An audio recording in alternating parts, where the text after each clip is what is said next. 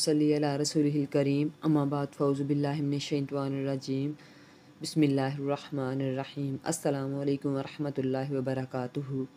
क्या हाल है? उम्मीद है कि आप सब खैरियत से होंगे। सबसे पहले आका व मौला सल्लल्लाहु अलैहि वसल्लम की बारगाह में नजराना दुरूद पेश करते हैं। उसके बाद अपने मौजू का यानी हम अपने असल टॉपिक की तरफ आएंगे। तो सबसे पहले सब मिलकर प्यारे का सल्लल्लाहु अलैहि वसल्लम की बारगाह में हदिया नजराना दुरूद पेश कीजिए। अल्लाहुम्मा सल्ली अला मुहम्मदिन कमा तुहिब्बु व तर्दा लहू, अल्लाहुम्मा सल्ली अला मुहम्मदिन कमा तुहिब्बु व तर्दा लहू, अल्लाहुम्मा सल्ली अला मुहम्मदिन कमा तुहिब्बु व तर्दा लहू। जैसा कि हमने कल जो मोज़े हैं और सहर है यानी जादू है उसके मतलब कुछ जानने की कोशिश की कि असल में मोज़े क्या हैं और जो जादू है वो क्या है। तो उम्मीद है कि आपको समझ आ गई होगी। तो आज हम सीरत व सूरत अम्बिया और मोज़े यानी जो अल्लाह व जल्ला है, अल्लाह व जल्ला ने अम्बिया कराम को गोना गो खूबियों का मरक्का बनाकर भेजा यानी मबूस फरमाया हमारे पास। ना तो इनमें कोई जिस्मानी ऐब होता है और ना ही इनकी शख्सियत जो है वो किसी इखलाकी ऐब से मैली होती है। जिस्मानी तौर पर भी वो इंतहाई हसीन व जमील होने की बिना पर हर निगाह का मरकज़ निगाह अम्बिया कराम होते हैं। यानी जिस्मानी तौर पर भी उनमें कोई ऐब नहीं होता और बहुत ही वो खूबसूरत होते हैं। इनका किरदार भी इतना बेदाग और दिलरुबा होता है कि सलीमुत तबी लोग इनकी दावत को कबूल करने में ज़रा बराबर भी झिझक महसूस नहीं करते। यानी जिनके दिल जो हैं वो हक़ को कबूल करते हैं वो फ़ौरन ही इनकी बात को मान लेते हैं। अम्बिया कराम के कौल और फ़ेल में सदाकत इनके पैगाम की दलील बनती है। मगर इसके बावजूद अम्बिया कराम अलैहिस्सलाम जब दावत हक़ के लिए मैदान में निकलते हैं तो बाज़ लोग हट धर्मी का मुज़ाहरा करते हुए इनके पैगाम हक़ को कबूल करने से इनकार कर देते हैं।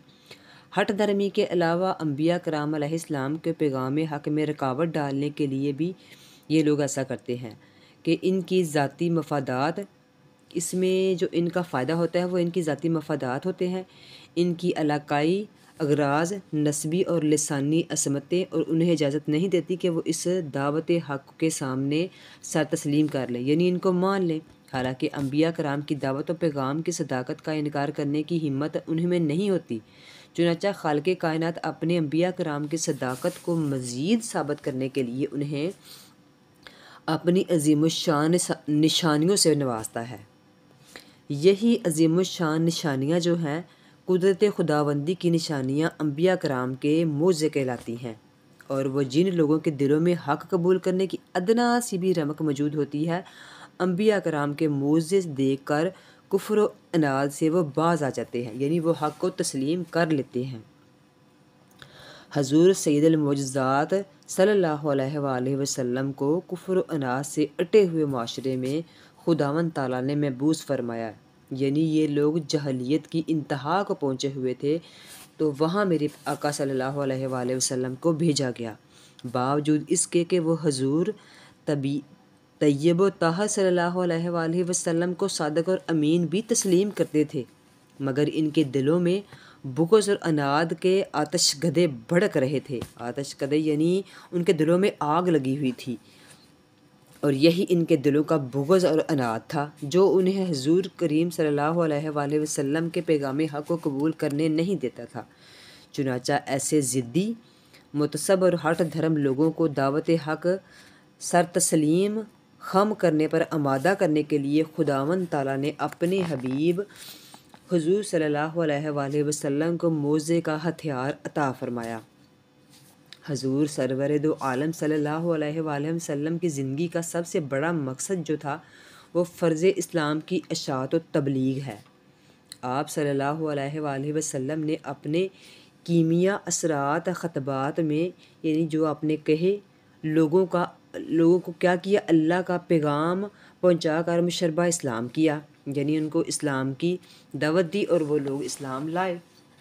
आप सल्लल्लाहु अलैहि वसल्लम की पैगम्बराना हयात पाक के हर मज़हर में दलाइल, बुरहान, आयात यानी मोज़ात, असबाब व ज़ाहरी के पहलू असबाब हकीकी बन कर जो हैं वो रोनुमा होते रहे।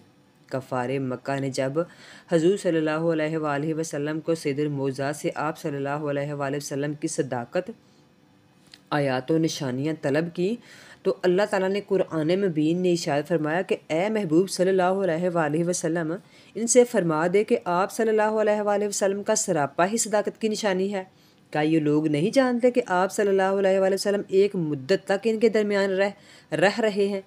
तो बस हजूर सल्लल्लाहु अलैहि वसल्लम अपनी ज़ाते अतहर में मुकम्मल मौजज़ा है। नबी उम्मी हो कर कफ़ार के सामने आयात कुरानी की तिलावत फरमाना मौजज़ा ही तो है।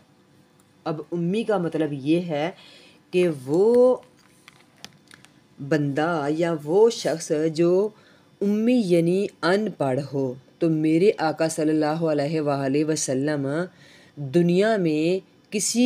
दुनिया में यानी आपका उस्ताद कोई नहीं है, यानी दुनिया में किसी से आपने इल्म हासिल नहीं किया।